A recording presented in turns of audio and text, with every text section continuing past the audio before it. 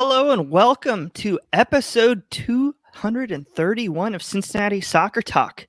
This is a somewhat unfamiliar voice, Brad Weigel, in the hosting chair. Right now, we are really scraping the bottom of the barrel as Nick Soup and Sausage, as I just completely pull out my earphones.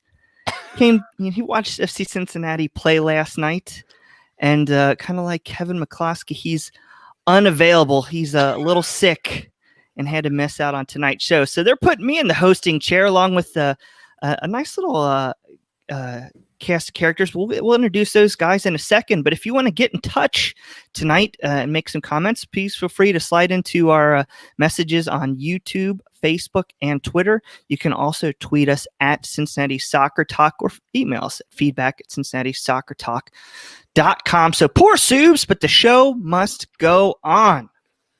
As I welcome in a guy that I've spent a lot of time with on the watch-alongs here, we're pleasure to welcome Clay Winstead. Thank you for having me. I heard your voice come into the feed right away. I'm like, did I magically transport to March to Match Day? It's very exciting to be on an actual podcast with you, and it's good to be back. You know, it's good to talk with somebody not named Boston. You know, I love the guy.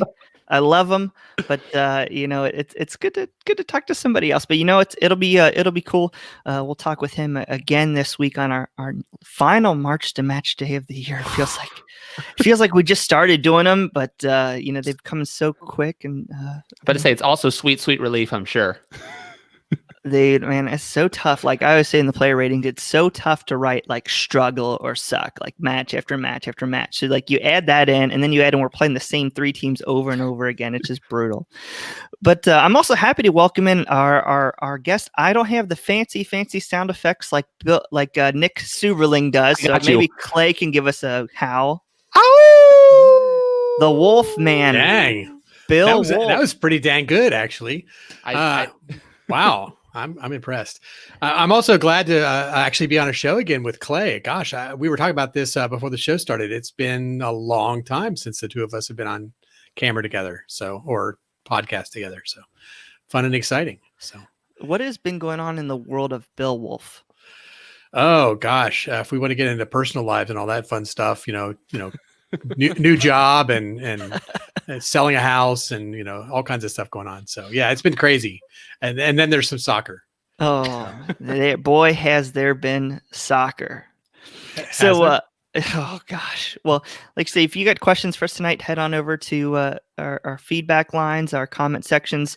We're going to get into the show here. We're going to head in a little bit to our best and worst of the week, breaking down both unfortunate FC Cincinnati losses 1-0 midweek versus Sporting KC, and as a lot of you know, the Sunday night 2-1 Titanic struggle at Atlanta. We're going to dig into our best and worst of the week. Also, Jurgen Lacadia's statement on Instagram.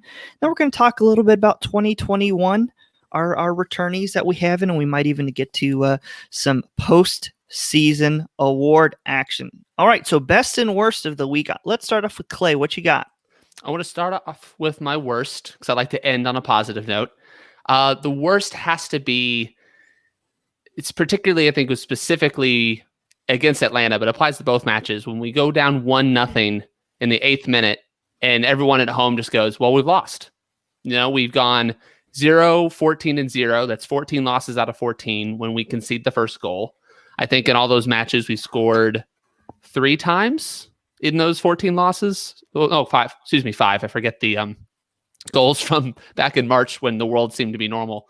So yeah, it's feeling like a fan that as soon as we go down, we're going to concede is a really crummy feeling. And getting that week after week, it's definitely my worst of this past week for sure. Awesome. Bill, what do you got? Oh, do I got to do worst first? I don't know. Mine's kind of weird, but Clay never did give us a best, did he? No, he didn't. Oh, I didn't know if we were going to go around. It's all right. We'll go worst first, and then we'll come back. We'll come back. I like that. See, Subs drives it one way. I drive it the opposite way. There we go. Okay. This is our show now. It's called Audible. So mine's going to be kind of weird without my best, but that's fine. So my worst is I feel like this team has a problem with second halves, right? I think our first halves look pretty decent, and that's kind of where my best is. Sorry. And then my worst is that we just drop off. And, I think we saw that with Kansas City where I think we owned the first half of the game. I think we had the best opportunities. We really should have been up. And then we come out in the second half and they pressure us and we can't get out of our half until eventually, we just concede a goal. And I think Atlanta was maybe a little different, obviously, because they got 2 early goals on us. But honestly, I think those were some pretty obscene errors on our part. And I think that, our first half, especially at the end of the first half, we had some great chances. Again, caused Guzan to make some great saves. But then in the second half, we were toothless. And I feel like, this could be a little bit of the same thing what Clay is saying, that, once we're down, we're going to lose. And I think at some point, and it seems to be at halftime, this team just makes their decision that, we're not going to win. And it seems like they lose their energy. So. All right. Well, before I kick myself out of the podcast studio here, I'll go with my worst. It's got to be the offensive passing structure in the final third. Like we've said it all year, just our inability to score goals, and we're creating some chances, but not frequently enough. And then when we do create them, we just miss the opportunities. And so I want to say just the offensive passing structure, we just haven't seen it. You want to talk about how well Jaap Stam has done in creating that defense. It's massively improved year over year, but honestly, that the offense is just as bad as our defense was last year. And so that does have me asking a lot of questions of this coaching staff, because our eyes, we were talking to pre-game or pre-show here, I think our eyes are seeing the team is improving a little bit, but it's still not where we think it should be. And so I think my worst has got to be the offensive passing structure. So, Clay, do you want to hop into your best real quick? Yeah, it's the one silver lining I've been able to find in our offensive struggles, because it's a doozy looking at particularly what we're expected to score and in advanced analytics, and then what we actually end up scoring. It's depressing. But I will say, particularly based off the Kansas City game going into Atlanta, the inclusion of Brandon Vasquez. I think when we were all dangerous, as Bill was talking about at the end of the first half and the beginning of the second half, it was 2 or 3 headers from Brandon Vasquez that were close to as dangerous as we get on offense. I think his physicality up front brings something new to the team. It allows Locadia to do other things. I think we still need, obviously, some more creativity to get balls up to him, to give him those chances, I think, more often. But he's the one guy on the field where I think, he might have a chance to score today if we're gonna. So him getting back in, him getting that contract extension, I'm very happy for him. I'm driving the Brandon Vasquez hype train all the way to the station. So I'm happy for him, happy to see him playing again. I think he brings a lot to the team. So he's my best of the week. Cool. Bill? All right. So as I said, my best was going to be strong first halves followed by my worst weak second halves, but I'll adjust a little bit since I had to do this backwards. So let's go a little different, which is to say that I think this year, if you look at the stats, right, we're bad. I mean, we are, right, and compare us to last year, and we're worse, right? But I think what's important is for us to maybe come back a little bit to maybe the eyeball test a little bit, and not so worried about how many games we've won and how many we've lost and goal differentials and any other little stats like that, but just literally to say, last year, I mean, I know it was a long time ago, but back up in your minds, come back to that and think about last year. We were giving up 5 goals, 7 goals. I mean, it was a regular, every game, it just felt like we were just bleeding goals. And there was no way to stop it. So no, we're not scoring. No, we're not doing well. But even though maybe some people want to pull some numbers out and say that we're worse this year than we were last year, I feel that I could disagree with that. I feel like this year, no, we know we're not where we want to be. Yes, we're probably wooden spoon again, but we are better. We have made improvements. It's tough to see when you just look at numbers, but we're losing games 1-0, and we're losing games that we should be winning. And that's a difference because last year we shouldn't have been winning any games.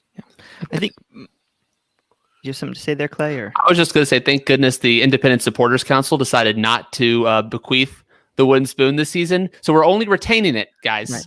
We didn't win it this year. Yeah, that's so much better. We're just keeping it safe for the next team. We're just keeping it safe. We're keeping it warm in the kitchen cabinet. Yeah.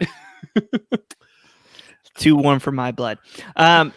If I'm going to my best, it's got to be some clarity among some of the young domestic players on this team going forward, at least several domestic players. And when the three that I think of, you mentioned one just a minute ago, Brandon Vasquez. We're going to talk about it a little bit, but he signed a multi-year extension. He's going to be at Cincinnati for a while. A nice backup player up top, domestic spot. Nick Hegland has seen a renaissance in the back four, turned into a nice player. I'm not sure if he's going to be a starter, but you can do a lot worse as your third or fourth center back in the league, and his budget charge is not high at all. So I know we paid up a lot up front to get him. The wisdom of that deal wasn't great, but now with what we have going forward, great piece. We know we can keep him. The other piece that I have to say that I like this past week, he didn't get to play over the weekend, but he played Wednesday night, was Zico Bailey. Now, don't get too carried away. He's a young guy. He still's got a long way to develop physically. But if he needs to be your second or third right back, especially backup, he's young. He's an American. He's not counting towards the top 20 senior spots. And look at that pass that he made at the end of the first half. We haven't seen a pass like that from FC Cincinnati all year that I think he sent up to, was it Locadia against SKC, right? Yeah. I think so. And so we haven't seen that all year. So to me, it shows he's got the vision. You saw as he was coming to that game, his technical ability is there. Way he can move on the ball, way he's looking to overlapping and create offensively. Now he does need to develop physically. He's just too small. And when you saw Gerso Fernandez, that really burned him. Burned him in that second half. But they can work on that. The guy has not played much this year. So that's my thing is you got some more clarity on the domestic side. So now what we're going to do is we're going to get in Jurgen Locadia, everybody's favorite topic of FC Cincinnati, of our supposedly expensive designated player. He came out on Instagram today and said, first off, a blessed week, everyone. Second, I want to say that I'm disappointed in myself. Disappointed in this season. I think FC, the fans, and more important, the people working for FC deserve more from us players this season. And I know during a professional career, you got highs and lows, and on a lot of games, we were unlucky as well. But I know we can do better. Next season must be better, and we will. So what do you guys take away from that Instagram post? I really respect and admire him being public at all and saying what he said. It's really easy when the team is playing so poorly and, you're a lone player. You could, Kenny Safe last season in many ways was just like, you know what? This isn't my team. Like, I'm not happy here. Like, send me back to Israel, And he really owned up to the fact that they think they have been playing well and just the results aren't coming, and to not necessarily apologize, but to say that, hey, we understand. We're with you. We're sorry that we've been disappointing. It's a shade of him that we haven't seen yet. I think a real leader in the locker room says something like that and takes some of the heat off maybe some of his other teammates. And the fact that he's looking forward to improving next season is, I think, a topic we can get more into. But it's, I just really admire him standing up on the soapbox and saying that to the fans. Nick Suberling's here being a good steward of the program from his sickbed, sends in on YouTube. Send him back to Brighton just for the FC. Should we do that to Omar Cummings as well? Or Omar was FC and everywhere, man. You know what? The front office, they just say it. You know what? So do the fans. So they do. I think we're just gonna have to embrace it. We are the only football club that matters, y'all. Exactly. So to me, just looking at this, and maybe Bill, you can weigh in, but it seems to indicate a return that he's going to be coming back next year, right? Yeah, I think so, and I think we expected that, right? I mean, the loan deal, exactly. His loan is at least till midseason.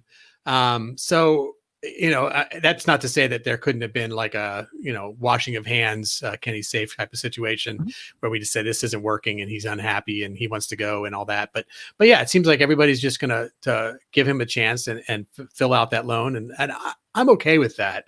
I mean, personally, I have my feelings about, in general, players like Lacadia and what they're supposed to mean for this club and what they have meant for this club, and we'll get into some of that here in a bit. But I'm with Clay on this. I mean, I think it shows some character, right? And it's some character we're not used to in the sense of strikers, right? I mean, our other MLS big name striker was Fernando Adi, and I think in general we saw a very different character out of him as the team did poorly, and he also did poorly.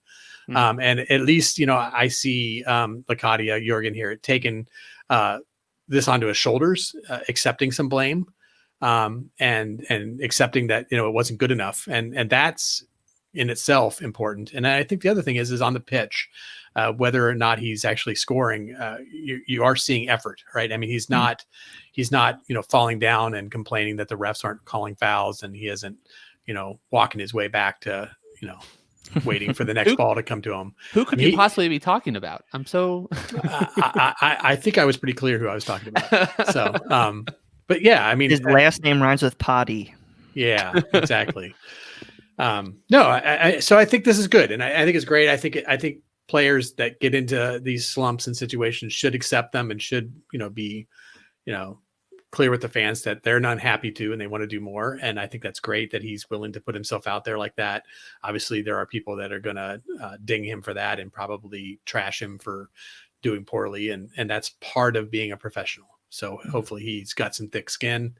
And, hopefully he can get back to scoring some goals. I mean, he was doing well before he came to Cincinnati. So. Well, definitely one thing's for sure. Gerard Nijkamp and Jaap Stam have a tall task ahead of them this season to figure out how they can unlock the offense. And especially, he was supposed to cost us $10 million. We had a $10 million option to buy him. Yeah. So there's talent there. We see it. I don't know if it's pressing. I mean, it's got to be pressing, but it almost seems like every time he gets the ball, he's like, I gotta do something. It's got to be me who does it. And I got to do something. And versus just relax and settle into the system. Maybe that's why they threw him out there to the left wing, feel a little more comfort. So, yeah, I do think we're going to see. I think we will see improvement. I mean, I know his XG, his expected goals, things that the amount of goals you would expect him to score in a season is 5. And he's only scored 1. Now, 5 goals for a striker who's supposed to cost $10 million is not great, and that would still need improvement. But 4 extra goals this season probably wins us a couple of those 0-0 draws. Well, there's been several games that he missed a complete sitter that would have either won us the game or tied us the game, and think about the last 3 games with Simba Young and how many point blank chances he's missed. Yeah, I don't think Jurgen Lacadia misses. I think there were 4 of them. I mean, a PK and a couple right in front of goal at least. Oh yeah. And if you bring in, we'll talk more about this, but you bring other players who in positions that provide creativity and service and playmaking, I think he's going to get more and more and more chances, and eventually something hits the back of the net. So yeah, I appreciate him saying it, and I think he, I think the whole team is just underperforming what they clearly put in. Bill talked about it. Our stats aren't actually that bad. It's just the execution is just so lacking. So, but yeah, I just think he'll come good or come closer to good. Yeah. I think we've also seen in general that international players struggle their first year in MLS. I mean, and he was injured. Yeah. He was for injured. A lot of the beginning season. So yeah, but I mean, I think it's an adjustment from a playing style. I think it's an adjustment from a lifestyle. It's not like, you're going from England to Germany, and you're essentially in the same time zone, and you're a 1 hour flight or whatever, to get back home or whatever to see your parents or whatever makes you happy. I mean, you're far, right? And sometimes your families aren't with you or whatever. And I think it's a lot for these international players. I think a lot of them struggle their first year, and we've seen that time and time again where international players just seem to be uncomfortable. And of course, we saw Regaton leave mid-season. So, I think that's the other thing that for me makes a little sense with, especially Lacadia, where the deal's already made. to say, well, let's see what happens next season. Let's see if he starts to get more comfortable, settles in a little bit more, maybe gets this season behind him, gets, that albatross or whatever off his shoulder, and he could just relax, like you said, Brad, and maybe stop trying to take it all on his shoulder and work as a team and make things happen. So let's see what happens. All right. Well, we thank everybody listening so far to Cincinnati Soccer Talk. Make sure you get your questions, put them in our chats. We'd love to answer them for you. It's that time of show where we give a big shout out and thanks to all of our tremendous supporters. We have Tim Bronsel, Tom Rose, Matt Adamchick, Mike Hudson, Brian Malone, Jamie Smed, Jonas Tom, Jack Emery, Mike Bowen, Kathleen Francis, Matt Imholt, Matthew Long with the lucky bow tie, Joe Coling, and Tara Mullins. Oh, we also have a couple, Riley, Stephen, Burke, and Melissa Bingle. See, Soups threw an additional and in there, just throws me off. Can't trust him to do anything. Thank you so much to all of your tremendous support, and learn more how you can support CST. To learn more how you can support CST, head on over to CincinnatiSoccerTalk.com/support. So we mentioned it, or a little bit. Can I stop you real quick? Go right ahead. Because you brought up something really, really important that we have not touched on yet. And I think this is actually the answer to all of our problems. Matt has not worn his bow tie since the Columbus game that I'm aware of. That's it. He wore it this week. He wore it for Sporting Kansas City. I think he said it was like his first loss in like 7 times or something. But yeah, okay. Guy's a legend in my book. Yeah. All right. Dang. Yeah.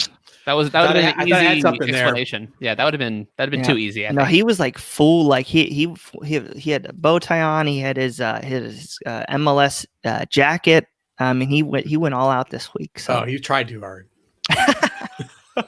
Hey man, whatever it takes. I was talking to the guys on Facebook or on Slack this week. We need to do it. He took us over the win all the way back around. I told the guys, we need to do a seance this week to just like get rid of all the bad juju, get rid of all the demons, just exercise everything away from this. I don't know what we did. Coach a seminary? He can just perform an exorcism, right? Yeah, but it was literally Halloween. Actually, we should have suggested this to FCC. Oh, geez. Well, one of the things we wanted to talk a little bit about tonight are the 2021 returnees. We get a lot of questions. We've already seen some in our chat room tonight. Who is coming back next year? What moves can we expect Gerard Nijkamp and the FO to make? What's going on? And the reason why we chose to do this one, kind of start the ball tonight, is you're going to start to see a lot of this information creep out in the next 7 to 10 days. I think last year, if we're going off of the 2019 schedule, FC Cincinnati's last game was Decision Sunday, which they will this week. And then by that following Wednesday, we had released all the names of the players that we've exercised options on or not. So I think you're going to start to see a lot of this roster clarity develop in the next 7 to 10 days. We mentioned before, Brandon Vasquez signed a multi-year deal, so he'll be with the club. I think that's a really nice move to pick up another domestic player. But like I said, we're going to see a lot of these contract options who they will not see back in the orange and blue in 2021. So I'm going to start off with Bill to get your thoughts on this. We've had so much turnover. I feel like this has been since we've been in MLS. It's like we're always trying to turn this roster over.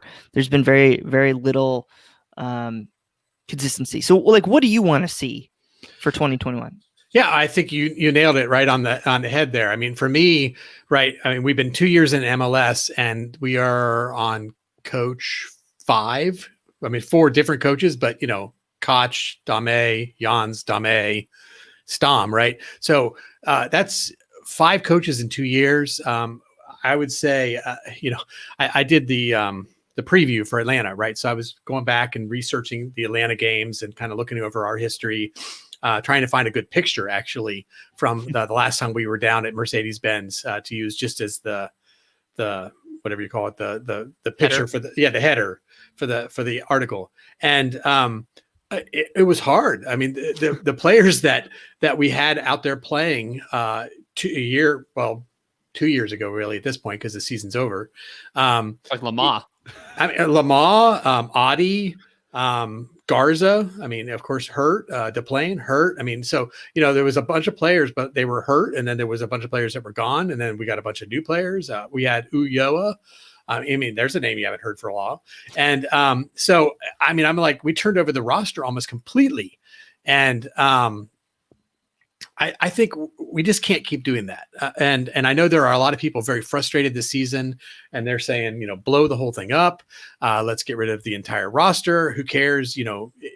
Don't even save, Golden Boy, Frankie Amaya, just throw everybody away, throw Stom away, throw Nijkamp away. And I get that frustration.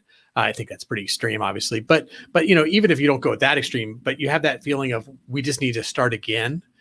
We can't keep starting again, right? I mean, this is part of our issue is it takes time for teams to gel. It takes time for players to learn the systems. So even if you get rid of half the players, at least the half that are still there are players that you don't have to focus as much effort on teaching them what you expect them to know. They're also players that will help the other players learn the system. So I think stability is a key. I think consistency is a key.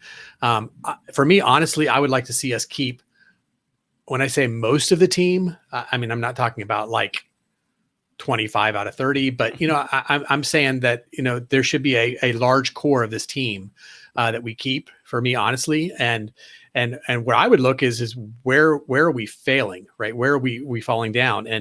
And maybe right, maybe wrong. My general opinion of MLS teams is that you have a core of good players, right? And not to belittle any of them, but at some level they become sort of interchangeable. Meaning that you could take a player from this team or that team or whatever, and every team has a certain level of player on those teams that fill out the majority of the roster, and then they have these key players, these influential difference makers, right? The DPs for sure, right? I mean, you can have up to 3 DPs. You're paying big money for those players. They should be a step above that core roster. They should be making a difference. Look at FCC, ours are not, right? Flat and simple. I mean, Kubo, Cruz, Lacadia, they did not make a difference this season. I would say all 3 of those are on the chopping block, in my opinion.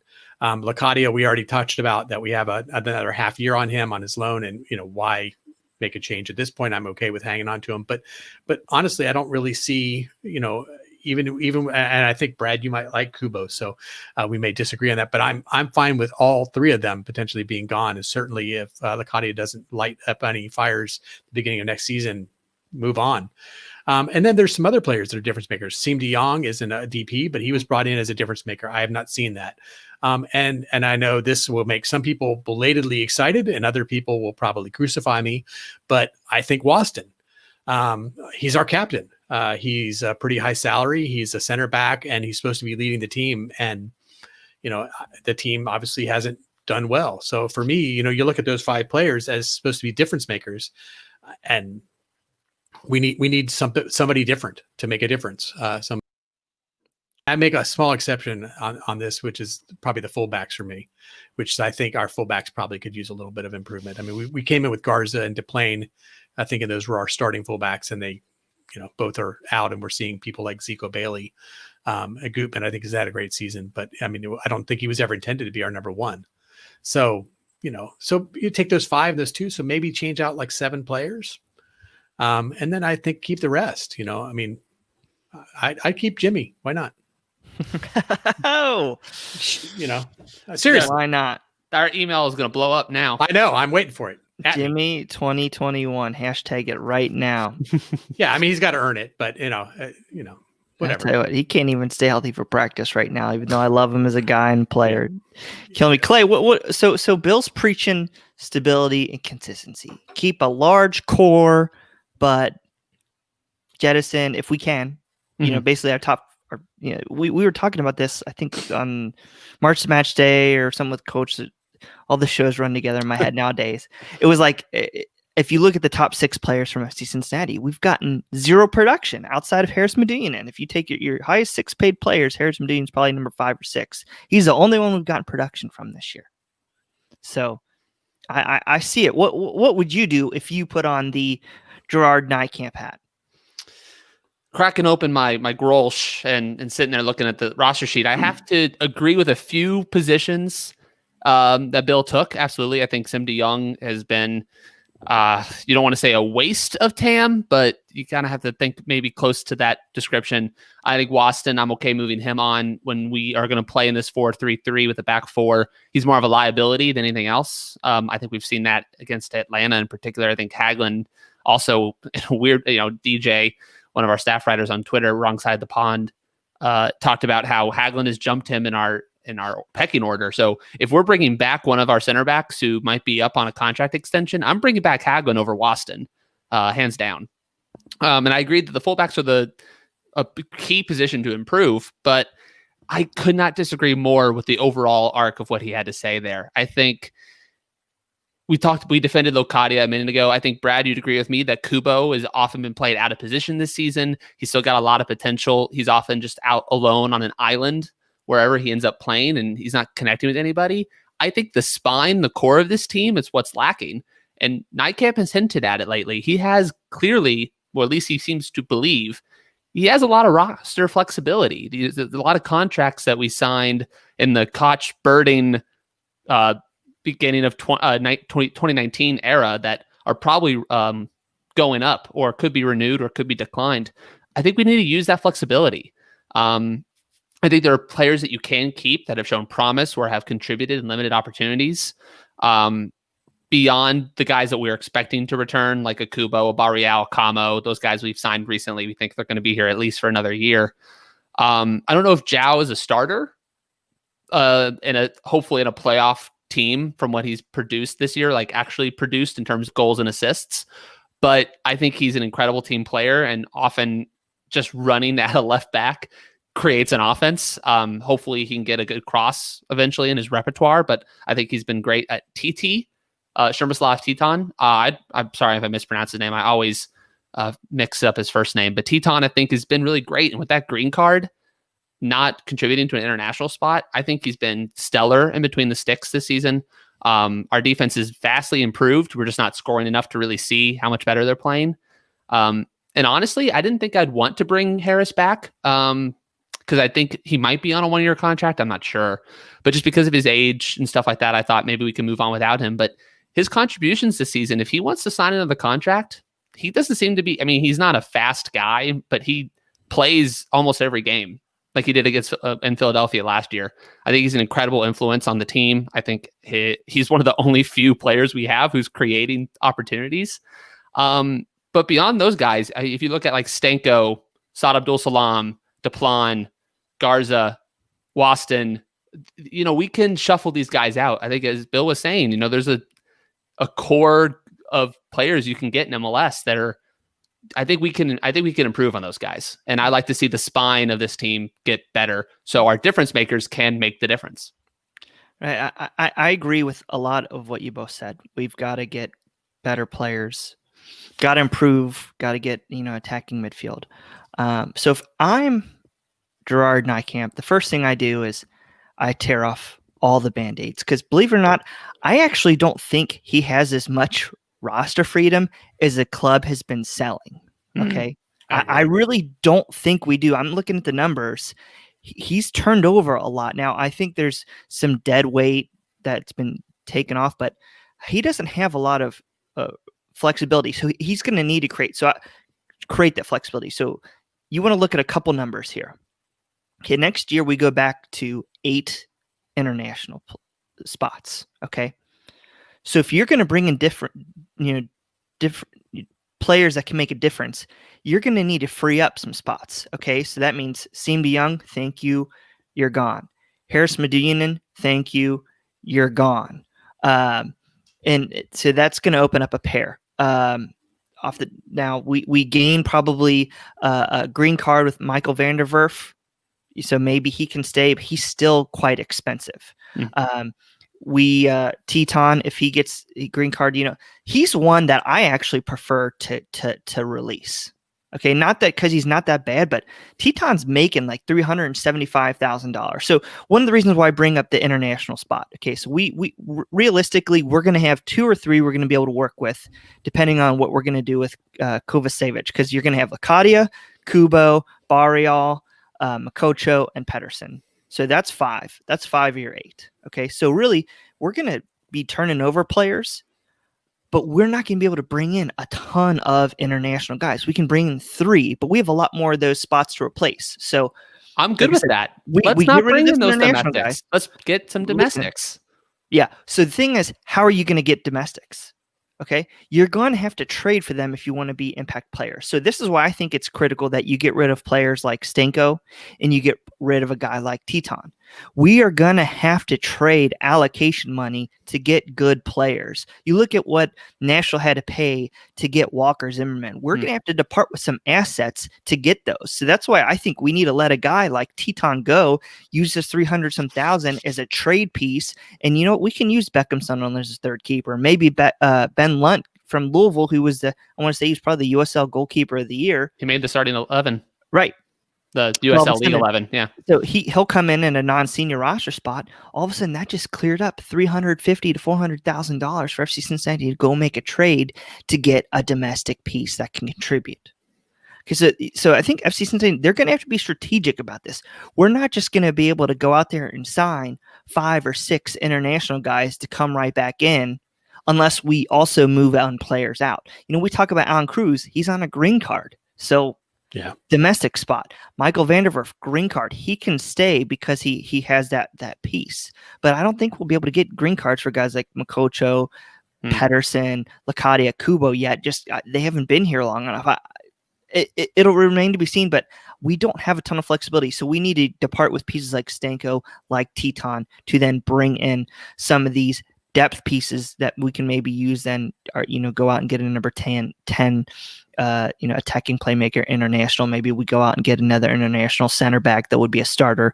And then we got freedom to work with another international piece. So I think we need to be strategic. We do need to turn over the roster, but it's not going to be as easy as you see. And I think Ken Hecker and I are going to have a piece out in probably about a week to 10 days when we see how more of this goes on, what the actual 2020 roster build looks like, because it is not going to be easy. No, I'm glad we have you hosting today, specifically because you can bring that budget knowledge, because wasn't even in my consideration. I would hope you said about Band-Aids, Night Camp definitely, and maybe out of necessity, was just like, look, I just got to plug holes on this ship so we don't sink as we sail. I think now you can start to look at, well, what are we missing in our play? What kind of people do we attract specifically for that?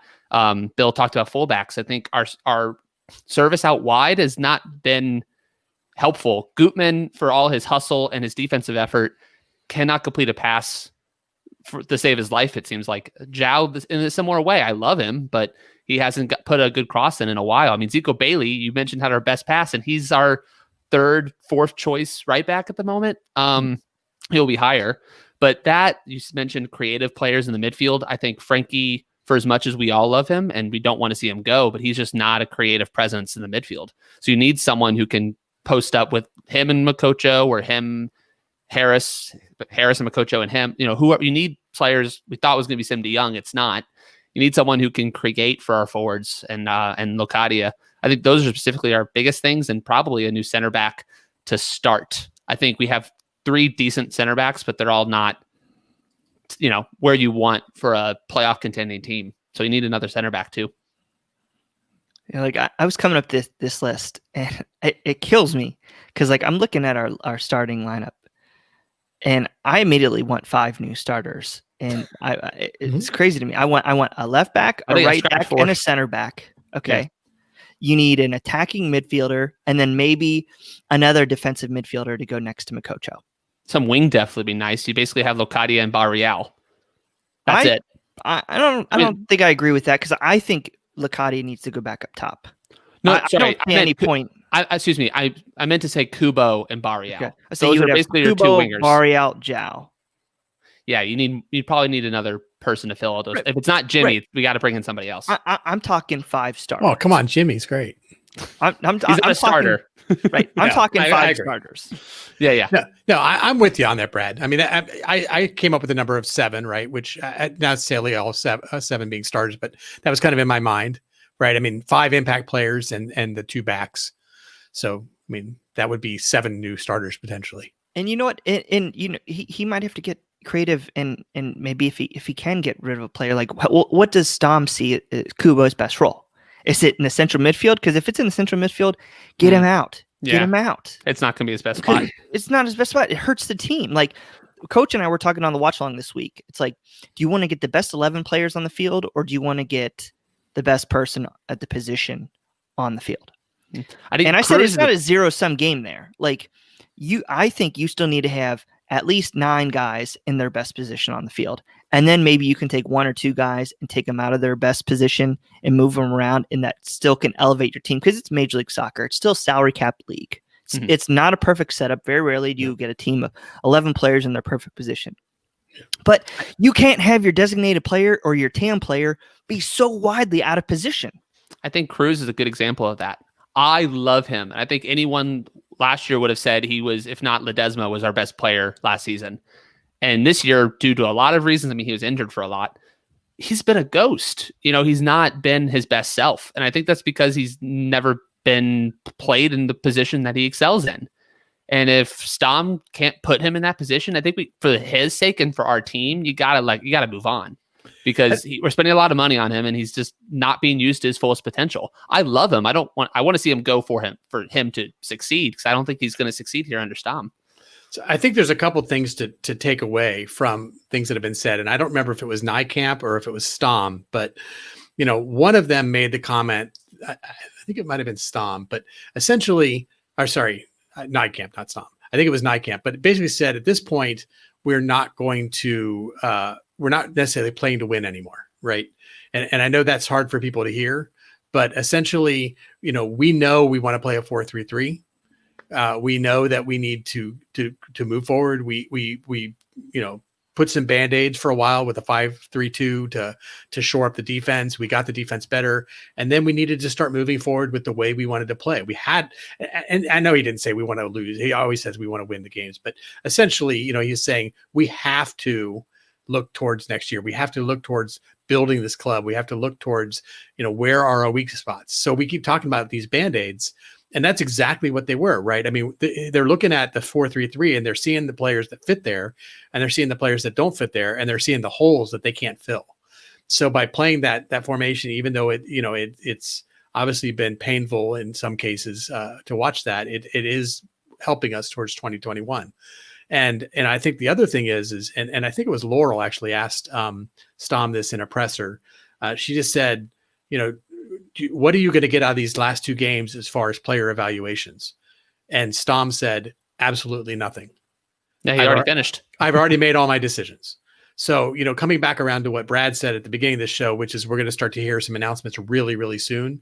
I would say literally, you know, on the third whistle of Sunday, they will already have announcements queued up, ready to start telling us, you know, players are going to, I mean, they won't, but they'll the weakest link, but they will let it breathe. Right. But they're going to release players very quickly, and they're going to renew contracts very quickly. And they'll just be handing pink slips as the players are walking back into the dressing room. Yeah. They're not even going to wait to get off the plane. Just boom. Yeah. Boom. But they could, right? I mean, they know what they want to do at this point.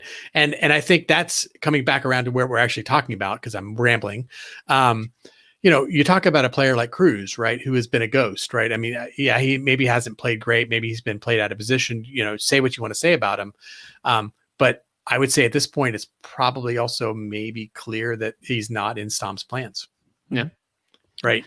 And maybe that's the same for Kubo. And again, I don't have any information here, but I mean, and I know we have injury issues, right? Because we did see Kubo come back, but you know, we've talked about, is Kubo, should he be in the center? Should he be on the left? Where should he play? If we don't know, right? If we have a 4-3-3 and we're trying to fill out the holes on that 4-3-3 the way we think those players need to play, and we can't seem to find the spot he's supposed to be in, it tells me that maybe Stom is thinking, I need a different guy. But that's my read. So. Well, it is definitely going to be an interesting next couple weeks and then couple months, you know, because there's ways FC Cincinnati can get players in the re-entry draft, free agency now. I'm really looking forward to see how Gerard Nijkamp falls back on his last year of all the knowledge he's accumulated on the MLS different processes and procedures to acquire talent. And I think this is going to be the window to see if he can do it or not. Mm-hmm. Because I think if we're in the same boat next year, I even though I think he's got a lot of soccer knowledge and talent, I'm not sure he's here. I'm not sure the FO, I'm not sure the ownership, the fan base will take another year like this. And I know he's been given a tough task, but clearly what's going on right now is not acceptable. I can take a couple games of losing and all that stuff, but over a whole season, there's still warning signs there that if we put him to his own test, 4 to 5 windows, which everyone has made into a meme at this point, but basically he considers this his third window. Well, no, sorry, his second window. Right. So he considered the winter. Well, no, this current summer, I thought, because he had winter and now the summer. This is his second. Oh, or I guess the second just summer. closed. The second just closed. So this will be his third. Yes. Yes. Correct, So he has winter in the summer to get to his fourth, would be his fourth of the 4 to 5 windows. Mm-hmm. So if like you said, by the end of next season, if we're not, hey, we're ready to like really be top of the Eastern Conference, like be a contender to get top 4, to get home field advantage in the playoffs. If we're not there within a year and a half, he's failed his own evaluation. So yeah, I think you're absolutely right. This winter is usually the biggest for MLS. So this is going to be very telling for, I think, the future of the club. Well, make sure if you've got thoughts, your feedback on how what roster moves you would like to see, what players you would like to see brought back or not. We're seeing players on our chats like Gutman should stay. I don't want Harris to go. Send a plan on the first commercial flight out of here. Send us your tweets, send us your emails, feedback at CincinnatiSoccerTalk.com. We'd love to hear from what you say, and also please send it in our chats here. We released the first in our series of end of year awards. We released our players of the year today, which you can take it as you want. Best player on the worst team, it ended up being a tie of all things for FC Cincinnati. The staff voted Joe Zhao and Harris Manduyanin. So let's get your guys' thoughts real quick, though, on who you chose for player of the year. So I'll start with Clay first. Yeah, I think this is I think a lot of us. Obviously, it was the tie. It ended up in the list is Harris Manduyanin. He came in. We don't know if he's going to be here just for the year, if he has a longer deal. But just what he's done on and off the field, I think he's one of the few bright spots we've seen in this offense. His defensive liability that we all kind of feared I don't think it's been up to the level of concern that we all kind of thought we might have. Obviously, he scored probably our best goal of the season with an Olympico, quote unquote, sarcasm here. But it was still gorgeous no matter what. His ability to improve Frankie's game, to be a stabilizing force on the offense. We're not scoring goals, we're not creating assists, but he is putting us in places to create these chances consistently week after week. He's probably been our most consistent player. He's played more. He's one of the top minutes earners in MLS period this season. I think he's just been a workhorse. He's been great. One of the few bright spots you could say on our offense. And I think he should be our player of the year. Well, I appreciate Clay taking the most obvious answer. So we'll go with Bill next. Good luck. What do you got?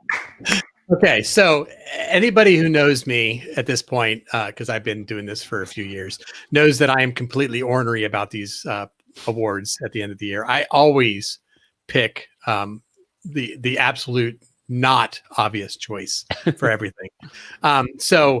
Knowing that this was going to be a toss-up between Manduyanin and Zhao, I mean, I could have picked one, but I don't do that, right? I like to try to think outside the box a little bit on these. I picked Zico Bailey. I think for me, we already talked about the quality that he brought, the surprise that he was on the field. I think for me, it came down to just sort of a simple thing, which is, and this has even kind of been my mantra for this whole show, which is we brought in a bunch of difference makers and they didn't make a difference, right? So, who would be your player of the year in a normal case? You have 3 DPs. Usually one of them is going to be a big difference maker and you're going to say, wow, that was our player of the year. Nope. We brought in a TAM player like Siem de Jong. Nope. So Harris, yeah, he was a good player. I agree. We paid a lot of money for him and he, in the end, he did sort of come through and look kind of surprising. Zhao is a guy who gets so much attention because of how much threat he creates all the time and how much problems he creates. So yeah, but I mean, at some level, they did what was expected, right? So Zico for me was the surprise. He for me was the player of the year because he did what was unexpected. He was our third string right back. Probably never expected him to ever play. We ended up with, Gutman injured and Garza injured and Duplan injured. And in the end, we ended up with Zico playing left back at one point, right back at one point. You put him anywhere, the kid works his butt off. Yeah, he's got some issues, but the technical skills are there. The vision is there. Need to, beef him up a little bit in the gym for next year. And I think he's got a promising future. I think he was a bright spot this year, and I'm looking forward to see more out of him. I went with, I would say the guy most everybody would have said was the player of the year for the first 2/3 of the year.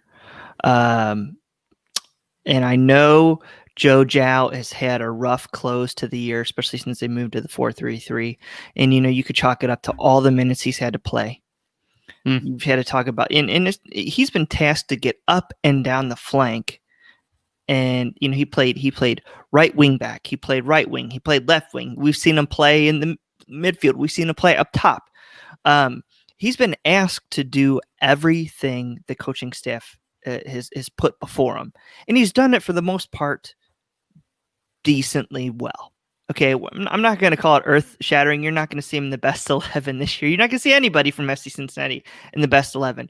But I think he's earned the benefit of the doubt from a lot of the fan base. And, maybe you get some midfielders in there. Maybe you start to see some offensive patterns develop next season, through this offseason into next season. And, maybe he now does hit that pass.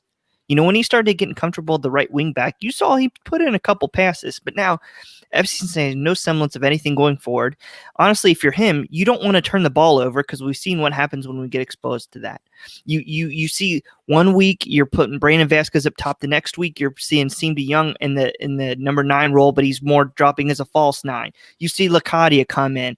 Nobody's making passes behind each other. So if you're a creative winger, what the hell are you supposed to do? Because it's something different every week. And you've got to develop patterns of play and somewhat of a predictability for your offensive difference makers to make that difference. And honestly, there were so many moving pieces around him. He didn't have that chance to, but I still think he did enough to try to create chances game in and game out that I give him my player of the year.